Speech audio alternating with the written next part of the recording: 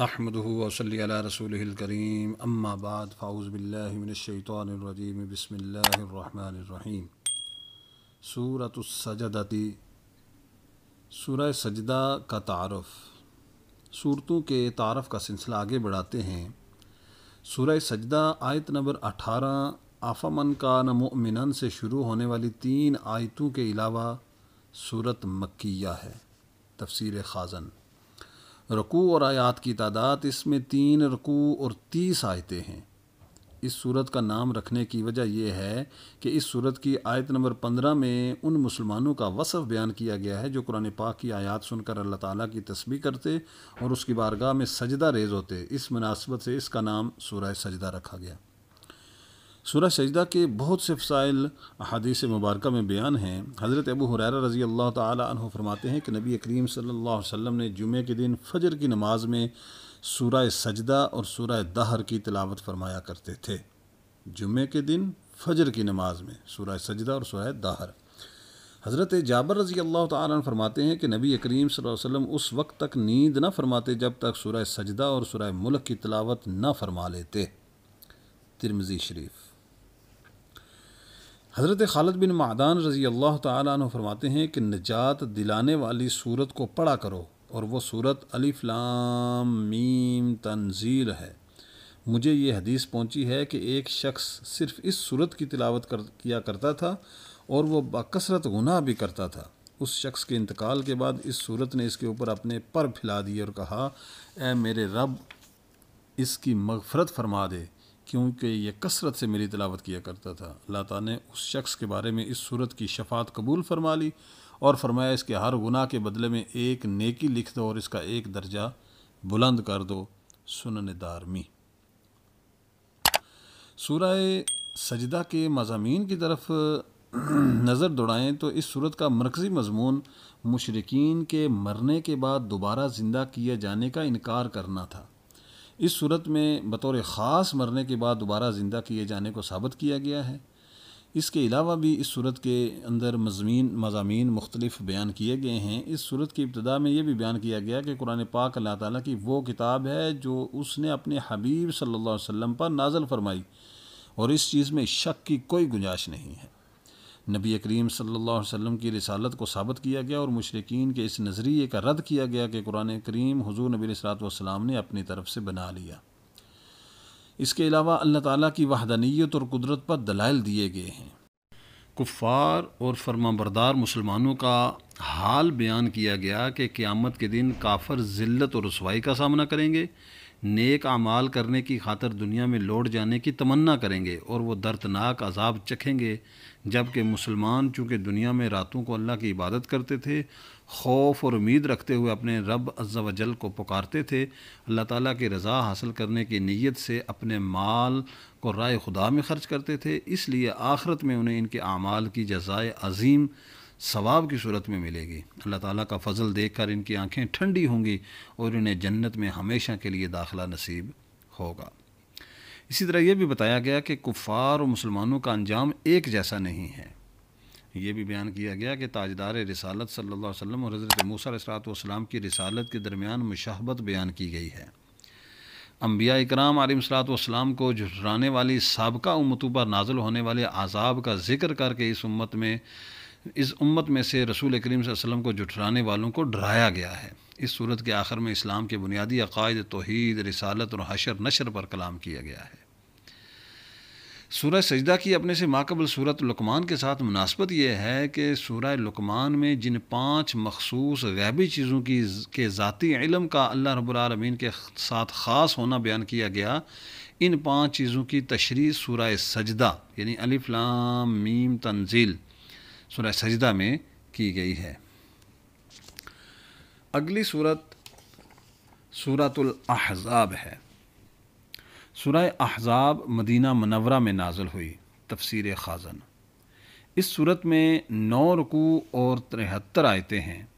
احزاب حزب کی جمع ہے اور اس کا معنی ہے گروہ، جماعت اور لشکر۔ اس صورت کے دوسرے اور تیسرے رکوع میں غزوہ احزاب کا تفصیل کے ساتھ ذکر کیا گیا۔ اس مناسبت سے اس صورت کا نام سورہ احزاب رکھا گیا ہے، اور چونکہ مشرکین مکہ، یہودی اور منافقین متفق و متحد ہو کر مدینہ منورہ پر حملہ آور ہوئے تھے، اس لیے اس غزوہ کو غزوۃ الاحزاب کہتے ہیں۔ اسی طرح نبی کریم صلی اللہ علیہ وسلم نے اپنے جانصار صحابہ کرام کے ساتھ مل کر مدینہ کے اطراف میں خندق کھود کر مدینہ کا دفاع کیا تھا، اس وجہ سے اس غزوہ کو غزوہ خندق بھی کہتے ہیں۔ سورہ احزاب کے مضامین کو دیکھیں تو اس صورت کا مرکزی مضمون یہ نکل کر آتا ہے کہ اس میں مسلمانوں کے لیے شرعی احکامات بیان کیے گئے، اور اس میں مزید یہ چیزیں بیان کی گئیں کہ اس صورت کی ابتدا میں حضور نبی علیہ الصلوۃ والسلام کو اللہ تعالیٰ کے خوف رکھنے پر قائم رہنے، کفار و منافقین کی پیروی سے بچنے، اللہ تعالیٰ کی وحی کی پیروی کرتے رہنے اور اللہ تعالیٰ پر توکل کرتے رہنے کا حکم دیا گیا۔ یہ بتایا گیا کہ دین دنیا کے تمام امور میں نبی کریم صلی اللہ علیہ وسلم کا حکم سب مسلمانوں پر نافذ ہے، دین دنیا دونوں امور۔ اسی کے ساتھ حضور نبی علیہ الصلوۃ والسلام کی ازواج مطہرات کی تعظیم اور حرمت میں مسلمانوں کی مائیں ہیں، اور جس طرح اپنی ماں سے نکاح حرام ہے اسی طرح ان سے بھی نکاح کرنا حرام ہے۔ غزوہ احزاب کے واقعہ کو بیان کیا گیا، جس میں غزوہ احزاب کے دن مسلمانوں پر کیا گیا انعام یاد دلایا گیا، منافقین کا طرز عمل بیان کیا گیا اور ان کی سازشوں کو ظاہر کیا گیا۔ اس کے بعد غزوہ بنو قریظہ اور یہودیوں کی عہد شکنی کا بھی ذکر کیا گیا۔ حضرت محمد مصطفیٰ صلی اللہ علیہ وسلم کی ازواج مطہرات کو چند احکامات دیے گئے، اسی طرح پردے کے متعدد احکام اس صورت میں بیان کیے گئے۔ حضرت زینب رضی اللہ تعالیٰ عنہ کا نکاح کا واقعہ بھی بیان کیا گیا۔ مسلمانوں کو کثرت سے اللہ تعالیٰ کا ذکر کرنے کا حکم دیا گیا، ان پر اللہ تعالیٰ کے مہربان ہونے اور ان کے لیے عزت کا ثواب تیار ہونے کی بشارت بھی دی گئی۔ تاجدار رسالت صلی اللہ علیہ وسلم کے اوصاف بیان کیے گئے اور ان کی تعظیم کے بارے میں مسلمانوں کو ہدایات دی گئیں۔ مزید یہ شرعی احکام بیان کیے گئے ہیں، جیسا کہ بیوی کو ماں جیسا کہہ دینے کا حکم، اور اسی طرح یہ بھی بتایا گیا کہ رشتہ دار ایک دوسرے کے وارث ہوتے ہیں، کوئی اجنبی دینی برادری کی وجہ سے کسی کا وارث نہیں ہوتا۔ کسی کو منہ بولا بیٹا بنا لینے کا حکم بیان کیا گیا۔ نکاح کے بعد بیوی کو ہاتھ لگائے بغیر طلاق دینے کا حکم، اور مسلمان عورتوں کو پردہ کرنے کا حکم دیا گیا۔ اگلی صورت سورۃ سبا۔ سورہ سبا کا تعارف کرتے ہیں تو سورہ سبا کی ایک آیت وَيَرَى الَّذِينَ أُوتُوا الْعِلْمَ کے علاوہ یہ صورت مکیہ ہے، تفسیر جلالین مع جمل۔